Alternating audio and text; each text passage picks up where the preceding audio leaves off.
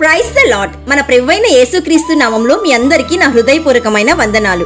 ఈ రోజు దేవుని జీవవాక్యము కొలస్సీలకు రాసిన పత్రిక 1వ అధ్యాయము 14వ వచనము. ఆ కుమారుని యందు మనకు విమోచనము అనగా పాప క్షమాపణ కలుగుచున్నది. Colossians chapter 1 verse 14. In him we have redemption, the forgiveness of sins. Yesayya అద్భుతమైన ఆశీర్వాదాల్లో ఒక ఆశీర్వాదం నీకు నాకు లోకంలోని ప్రతి ఒక్కరికి ఇచ్చాడు. అది కుమారుని యందు విమోచనము అనగా పాప క్షమాపణ.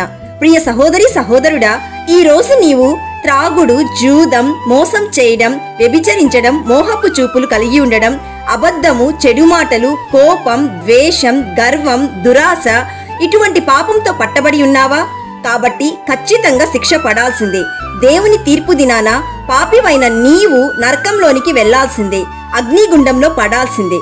అయితే దేవుని మహాకృప చేత పాపివైన నిన్ను రక్షించుటకు పరమ తండ్రి ఏర్పరచుకున్న ఒకే ఒక్క మార్గం దేవుని స్వరూపమై ఉండి దేవునితో సమానముగా ఉండుట విడిచిపెట్టకూడని భాగ్యమని ఎంచుకొనని తన కుమారుడైన యేసయ్యను శరీరధారిగా ఈ భూమి మీదకి పంపించాడు.